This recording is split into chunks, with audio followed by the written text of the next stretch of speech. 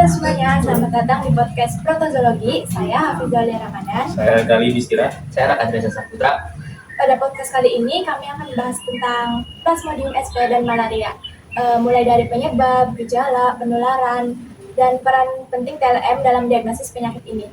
Topik ini juga paling penting karena penyakit malaria itu masih penyebab salah satu penyakit yang sangat mengganggu bagi kesehatan di diri kita sendiri.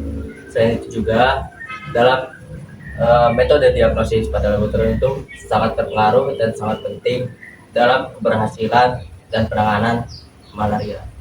Misalnya, ada seorang pasien yang datang ke puskesmas dengan keluhan demam tinggi yang muncul beberapa hari, terus menggigil, sakit kepala, tubuh terasa lemas. Menurut kalian, apa kemungkinan terbesar penyakit? Kemungkinan salah satunya adalah malaria. Jika pasien tinggal atau baru bepergian ke daerah endemis, kemungkinan bisa terkena malaria. Untuk memastikannya diagnosis, diperlukannya pemeriksaan di laboratorium dikarenakan penyakit malaria sama seperti penyakit infeksi lainnya. Apa sebenarnya Plasmodium ini? Plasmodium itu merupakan protozoa parasit yang merusak sel darah merah manusia yang menyebabkan malaria. Ada berapa spesies yang dapat menginfeksi manusia? Mungkin untuk itu ada beberapa spesies yang paling dikenal adalah Plasmodium falciparum, Plasmodium vivax, dan Plasmodium malariae, dan Plasmodium yang terakhir adalah Plasmodium oval dan Plasmodium crovensii. Bagaimana malaria dapat menular? Penularan pertama terjadi melalui gigitan nyamuk betina yaitu nyamuk Anopheles dan membawa parasit Plasmodium. Setelah mengetahui cara penularannya, sebenarnya bagaimana siklus hidup Plasmodium di dalam tubuh manusia? Setelah melalui gigitan nyamuk Anopheles, parasit berbentuk sporozoid menuju ke hati, lalu berkembang biak di dalam sel hati. Kemudian parasit berubah menjadi merozoid yang membawa atau masuk melalui aliran darah yang menginfeksi sel darah merah. Jadi dapat dikatakan bahwa hati merupakan tempat perkembangan awal parasit sebelum akhirnya menyerang sel darah merah ya? Betul. Setelah menginfeksi sel darah merah, parasit akan berkembang dan menyebabkan sel darah merah pecah, guys. Pecahnya sel darah merah inilah yang memicu gejalanya malaria seperti demam, lemas, dan juga menggigil. Wow, sangat menarik sekali. Berarti gejala malaria yang dialami pasien sebenarnya berkaitan langsung dengan siklus hidup parasit di dalam tubuh manusia. Benar. Setelah sel darah merah pecah, merozoid akan menginfeksi sel darah merah lainnya hingga siklus itu terus-menerus berulang. Sebagian parasit juga akan berkembang menjadi gametosit, yaitu bentuk yang dapat menginfeksi nyamuk ketika nyamuk menggigit orang yang terinfeksi. Apa yang terjadi setelah gametosit masuk ke dalam tubuh nyamuk? Di dalam tubuh nyamuk, gametosit akan berkembang dan menghasilkan proses reproduksi hingga menghasilkan sporozoid baru. Sporozoid tersebut kemudian berpindah ke kelenjar ludah nyamuk, dan saat nyamuk menggigit manusia, berikutnya sporozoid akan masuk ke tubuh manusia dan memulai siklus yang baru. Dapat disimpulkan bahwa siklus hidup Plasmodium melibatkan dua hospes, yaitu manusia sebagai perantara dan nyamuk Anopheles betina sebagai hospes definitif. Betul sekali. Oleh karena itu, pengendalian malaria tidak hanya berfokus pada pengobatan pasien, tetapi juga berfokus pada faktor untuk menghentikan penularan penyakit ini. Pemahaman bagi siklus hidup Plasmodium sangat penting bagi TLM dikarenakan dapat membantu mengetahui suatu proses dan juga interpretasi di laboratorium. Setelah memahami siklus hidup Plasmodium, lalu apa saja gejala yang biasanya muncul pada penderita malaria? Gejala umumnya meliputi demam, sakit kepala, menggigil, panas, terus mual, muntah, dan lemas. Pada kasus berat dapat terjadinya anemia dan juga gangguan pernapasan hingga menyangkut jiwa. Sebagai mahasiswa TLM, bagian ini sangat penting. Bagaimana peran laboratorium dalam mendiagnosis malaria? pemeriksaan yang paling sering digunakan itu sediaan darah tebal dan juga darah tipis menggunakan mikroskop. Melalui pemeriksaan tersebut, ATLM dapat mengidentifikasi berbagai parasit dan menentukan spesies Plasmodium yang menginfeksi pasien. Masih banyak digunakan hingga saat ini. Karena metode ini relatif murah dan juga mudah dilakukan dan juga mampu menunjukkan bentuk parasit melalui darah pasien. Selain mendeteksi keberadaan parasit, juga bisa mikroskop juga bisa membantu untuk mendeteksi parasitime dan menentukan Plasmodium yang ditemukan. Selain mikroskop, apakah ada metode lain yang lebih cepat? Ya, yaitu Rapid Diagnosis Test atau RDT yang bekerja dengan mendeteksi antigen parasit malaria. Berdasarkan jurnal Fleget tahun 2001, RDT juga bisa mengidentifikasi dan spesifitas yang cukup tinggi sehingga dapat menjadi alternatif pada daerah dengan fasilitas laboratorium yang terbatas. Bagaimana dengan metode PCR? PCR merupakan metode molekuler yang mendeteksi materi genetik parasit sehingga memiliki tingkat akurasi yang sangat tinggi.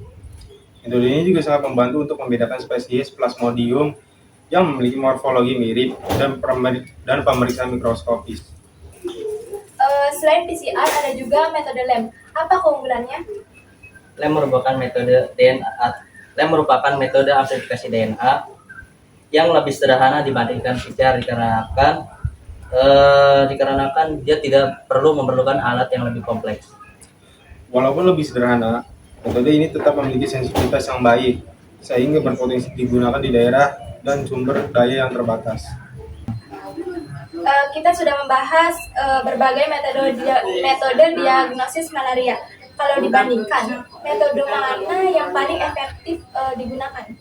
Sebenarnya tidak ada satu metode yang paling unggul untuk semua kondisi. Setiap metode memiliki kelebihan dan kekurangannya masing-masing setiap metode.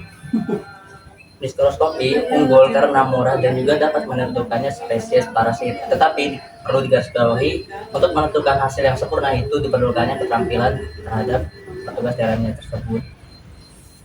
RDT lebih cepat dan praktis sehingga cocok digunakan pada daerah terpencil atau saat dibutuhkan diagnosis segera. Sementara itu, PCR memiliki sensitivitas dan juga spesifitas yang paling tinggi sehingga sangat baik untuk konfirmasi diagnosis dan identifikasi spesies. Namun PCR membutuhkan biaya yang lebih mahal serta perawatan laboratorium yang lebih lengkap. LEM menjadi alternatif yang menjanjikan karena lebih sederhana dibandingkan PCR, tetapi tidak memiliki kemampuan deteksi yang baik. Jadi pemilihan metode diagnosis harus disesuaikan dengan kondisi fasilitas kesehatan, kebutuhan pasien, serta tujuan pemeriksaan. Salah satu spesies yang saat ini banyak dibahas adalah Plasmodium knowlensi. Mengapa spesies ini menjadi perhatian khusus? Karena Plasmodium knowlensi merupakan malaria zoonotik yang awalnya menginfeksi monyet, tapi kini juga dapat menginfeksi manusia. Awas.